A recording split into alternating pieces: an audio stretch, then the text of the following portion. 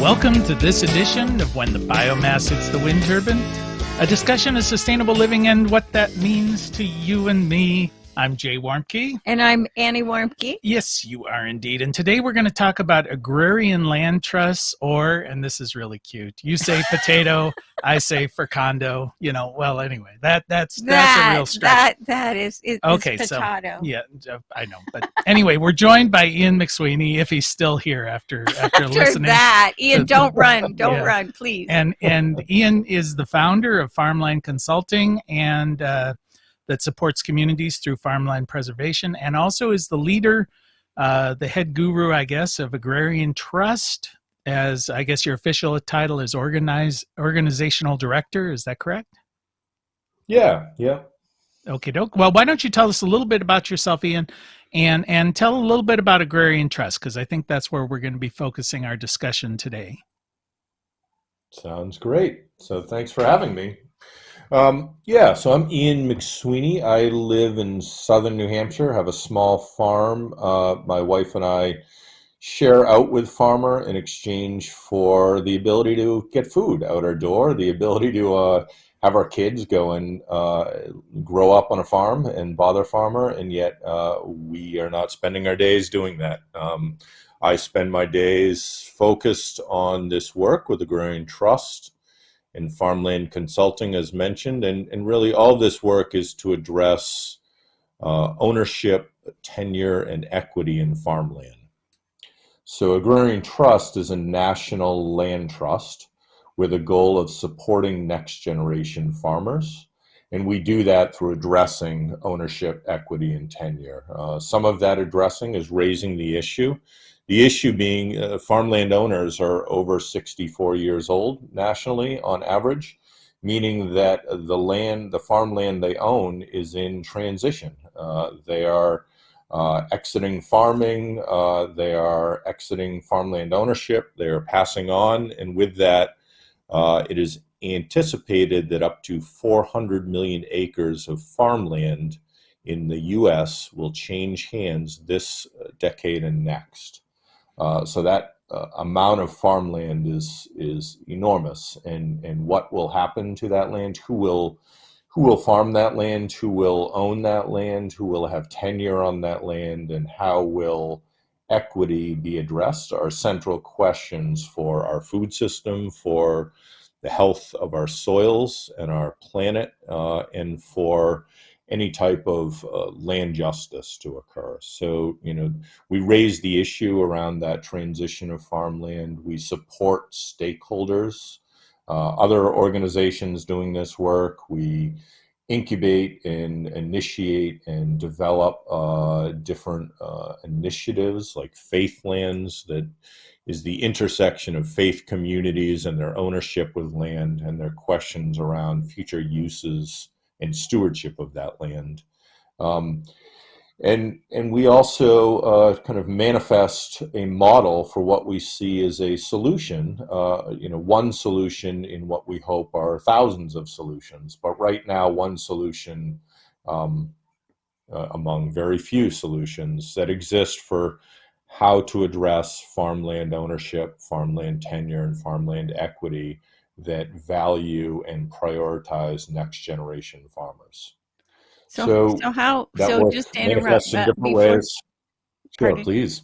Yeah, well, before we drill down, as they say, I'm just wondering, how did you get to the point where you saw this as important and it became your work? Because I don't think you were doing this work early in your career, were you? No. Well, yes and no. So I have long felt that we are disconnected from the land, we as people, we as communities, and that with that, we see many societal and cultural problems manifest. So the foundation that has to be addressed is how we are reconnecting with land as individuals and as communities. So that's been my belief throughout my life, and I've had a career in social work to try to reconnect people from the human side with each other and with the land. Much of that was environmental immersion focused work. Had a career in real estate and land use planning, focused on bringing together farmers, conservationists, developers, and municipal planning and approval process to create kind of planned use neighborhoods that created active farming and protected conservation land in a human-built neighborhood environment. And then had a career running a private foundation that supported land conservation and farmland conservation work. So through all of those, primarily the real estate and the foundation work, I came in contact with a lot of organizations, nonprofits, governmental organizations, community groups, all with interest in addressing farmland ownership and tenure realities, either, who and how to own land, or who and how to make access available to farmland. And so saw what was working in projects that I was part of, and what was not working. And most of this was in New England. Some of this was across the country. But through this work running the foundation and in real estate and planning, I gained a perspective of kind of the needs and the unmet needs, really, that existed around farmland ownership, tenure, and equity, and how land trust model and conservation and community land trusts, but how they are somewhat addressing the needs and somewhat not at all, but how those structures could evolve to really focus in on those direct needs around land that farmers have. Well, So it a seems lot of it was kind of through other work I envisioned and developed what I'm doing now. it seems to me there are a couple of different problems here that I assume you're trying to address. One is, as you mentioned, the aging workforce within farmers and farm owners, where you say they're heading into retirement. How do we encourage, the next generation to take up the farming, and avoid kind of an industrialization farm model where you've got absentee owners with caretakers and or whatever. development. Yeah, and that's the second That's one, the is you problem. just take that farmland and turn it into condos. Like I said, where often it's valuable land, or perceived to be more valuable, as something other than farmland. So Yeah, how's your model address those items? yeah, completely. And I think just to add to that before answering, the other is right, the development for non-agricultural uses, as mentioned, but also the industrialization of agriculture, food production.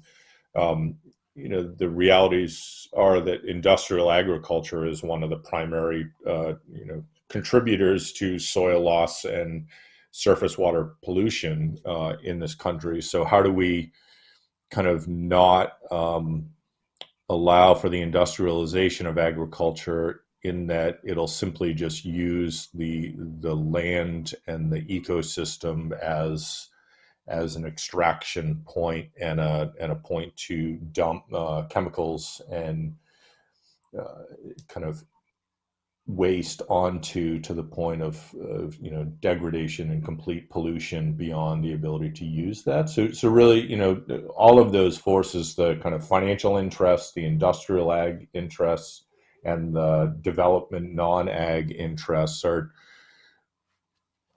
forces that are coming in and acquiring farmland in this transition time and excluding young and beginning farmers more and more. And the reality is that's always been the case, but over the last several decades, year over year, the market value of farmland continues to increase. Every single year, the average value of farmland increases to now it's a little over $3,000 an acre nationally on average. And every year over the last 30-year period, farm incomes have gone down across the country, regionally and nationally. So, a farmer's ability to afford that farmland they need is becoming more and more impossible. And thus these other forces, financial, industrial, ag, and kind of development non-ag uses are well capitalized, and they can step in and take advantage of and further, financialize and commoditize farmland and perpetuate the cycle. So really our solution is that the land trust, the nonprofit land trust model is part of our solution. That's been something that nonprofit land trusts have existed throughout this country for a little over 100 years. Primary focus has been on protection of natural resources and open space. Much of that presently is done through conservation easements, so certain rights in property to protect that property. But really the nonprofit land trust model allows for ownership of farmland to come into the model. And in doing that, the farmland can be decommodified. You're moving it into a nonprofit structure permanently, so you're moving it out of a market-based valuation system. And when you move it into that nonprofit structure, you're also moving it into a nonprofit land trust that's mission and kind of IRS accreditation are based on its ability to steward that land and protect that land against adverse uses. So you address the financial piece by moving it into a nonprofit and permanently prohibiting market-based sales of that in the future. And then you address that kind of protection stewardship piece in the bylaws of the organization, the lease to farmer, the status of the nonprofit as an entity, are all working to support that proper stewardship, proper ownership of farmland. Is there a minimum amount of acreage, and how would that work if somebody came forward and said, "I've got a farm, and could you walk me through how this would work if I decided to put it into conservation?" Yeah, well, so I touched on that. Kind of our work is looking at other land trusts, and there are conservation land trusts and community land trusts that exist.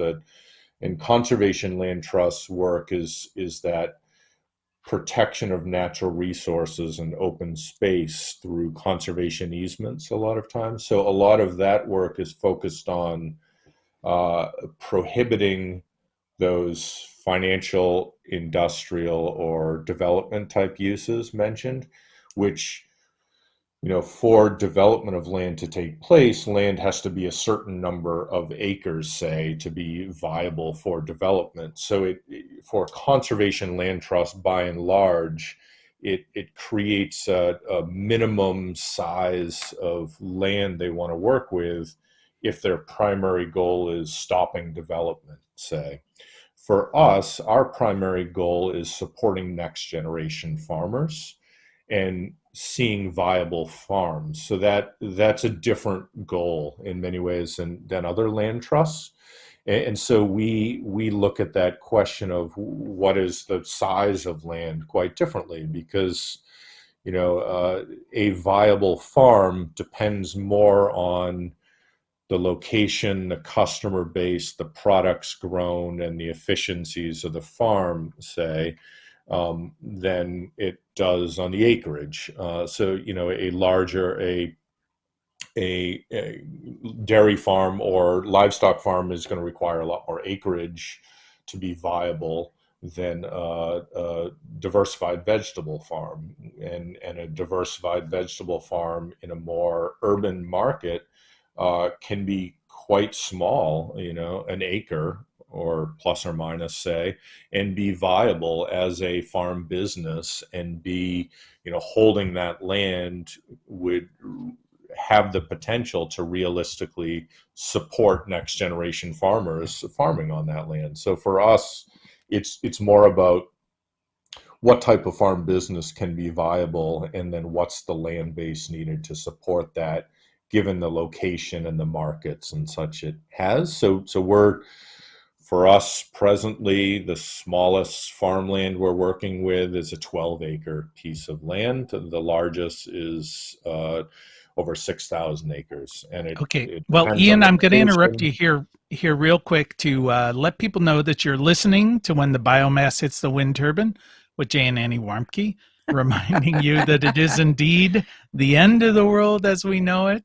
And thank God. Thank God. So, yeah, Ian, I was in preparing for this, I was looking through, and it seems to me part of what you're saying is, okay, we're going to take what had been individually owned properties, put them into essentially a public or nonprofit model where ownership is in the common essentially, and then through the rules, maintain that this will be agricultural land. And I had been listening to a Noam Chomsky presentation, talking about the charter of the forest, and this may sound like it's a non sequitur or whatever, but part of this was essentially back in the 1200s where they said, okay, all this land that was owned and was only for the king or lords is now in common, and that you could hunt and share this for the common good.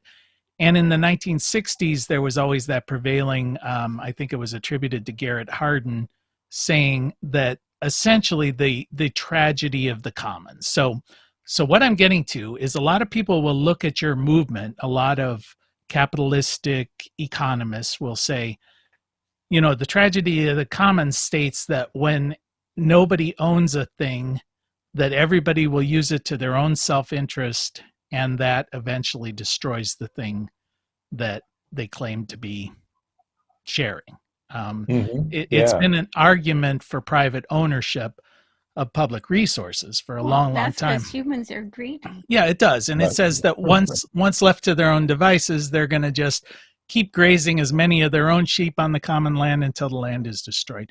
But of course, Noam Chomsky points out that in most indigenous cultures where they do share the commons, that never happens because the people who tend to the land understand its limitations and typically look out for it more than the industrialized usage, which is basically it's now a disposable Where did part that of. happen? Because I don't see it happening too much. Well, I mean, we are a capitalistic world anymore, and so what you're seeing, I think, is you're going against the tide of private enterprise coming in, claiming they're going to maintain stewardship, but basically drain the resources and then move on.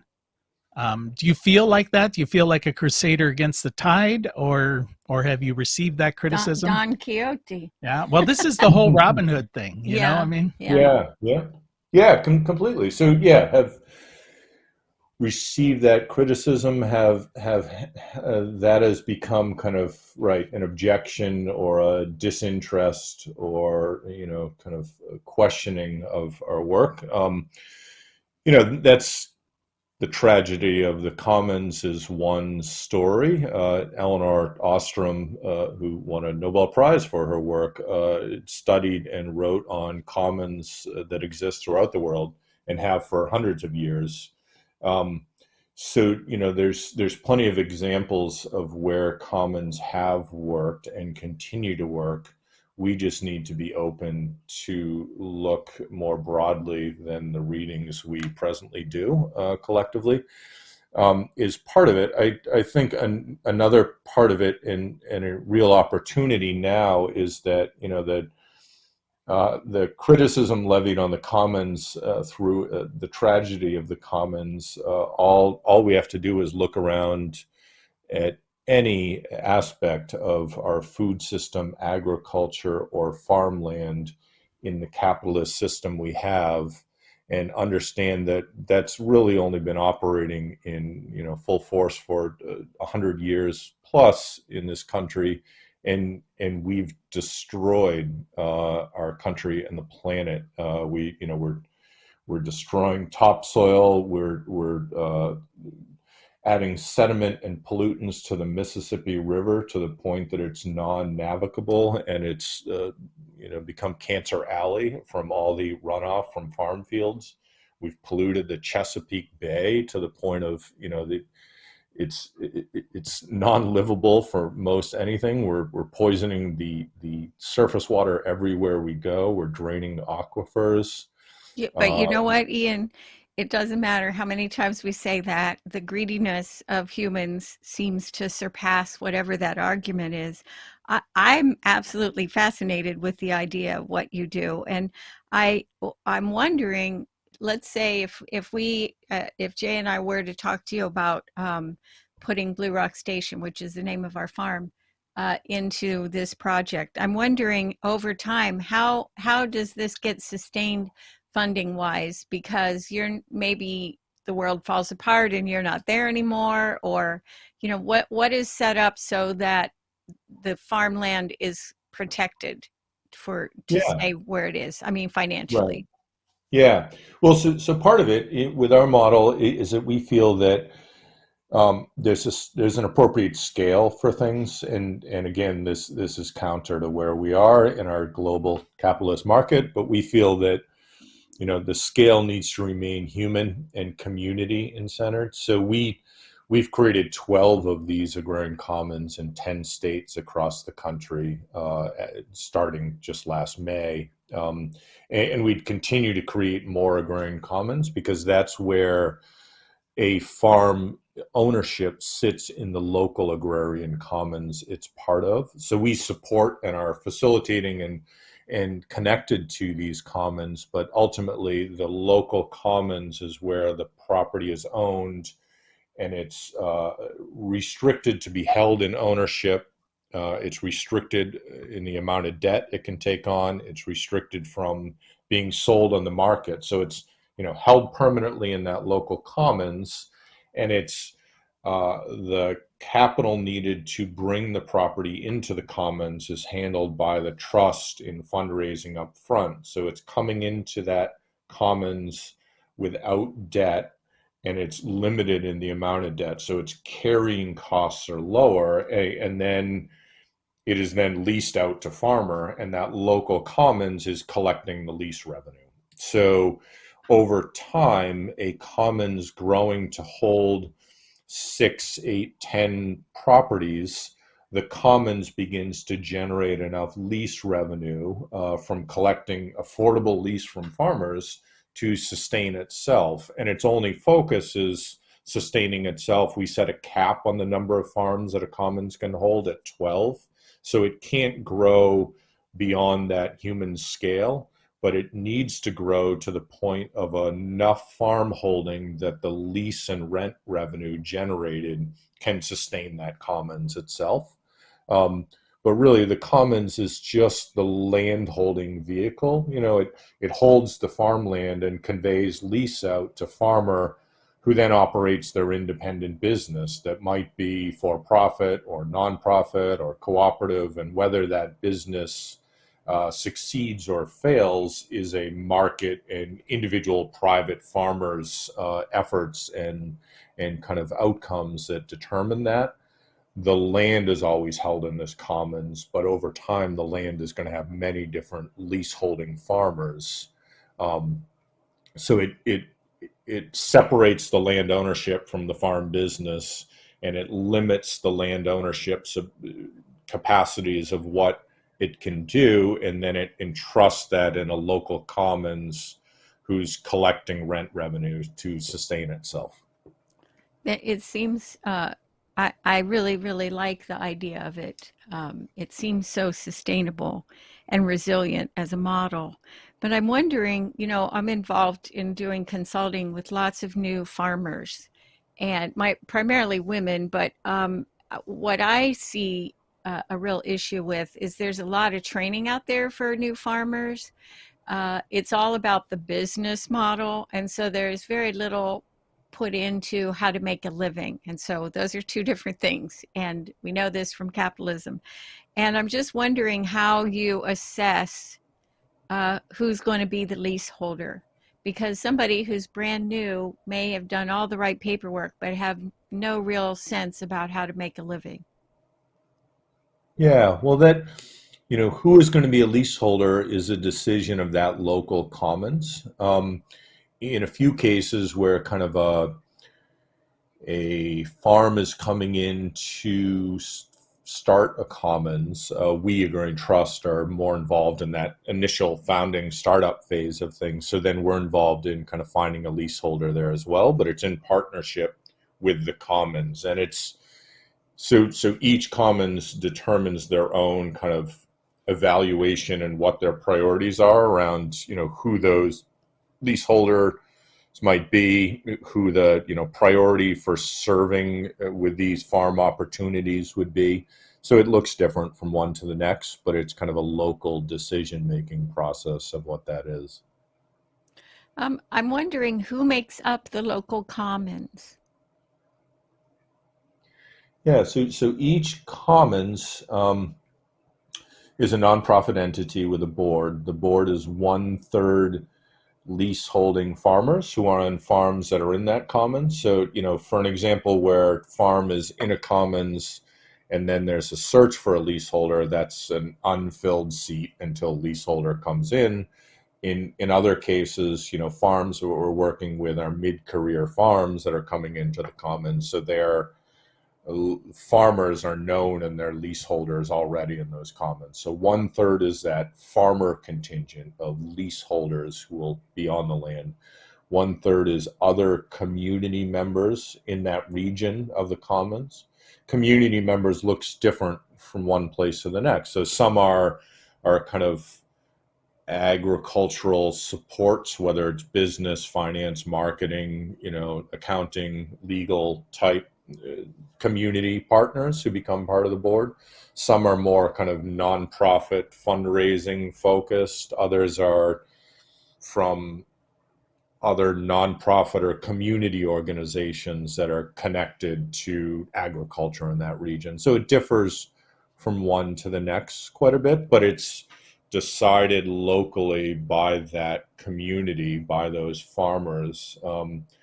And it's really with the perspective of building that support network for the farms that are part of this. Because, right, another reality of our capitalist system that we ignore and its impact around farmland is that farming has one of the highest suicide rates out of any profession in this country. Farming is lonely. Farmers need relationship and networks and support in many ways, more than just that training you described. Okay, So, well, Ian, on that upbeat note, I'm going to have to cut you off because we're running out of time, but I want to let people know that you've been listening to When the Biomass Hits the Wind Turbine with Jay and Annie Warmke. We've been speaking with Ian McSweeney, who is the organizational director of Agrarian Trust and also the founder of Farmland Consulting. We want to thank him. Thank you very much, Ian. And we want to thank our Emmy award-winning producer, Adam Rich. And we want to thank you for spending just a little bit of time with us. And as your grandmother hopefully told you, the secret to a happy and sustainable life is... Play nice with others, clean up your own mess. And Jay, are you going to eat any vegetables this week? Only if they're from the agrarian land. Okay. Till next time.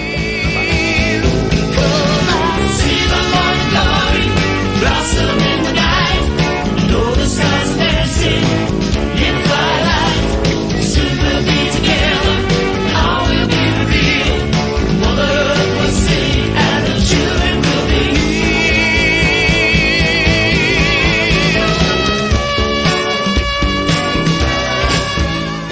You can find more information on living sustainably in our unsustainable world at bluerockstation.com.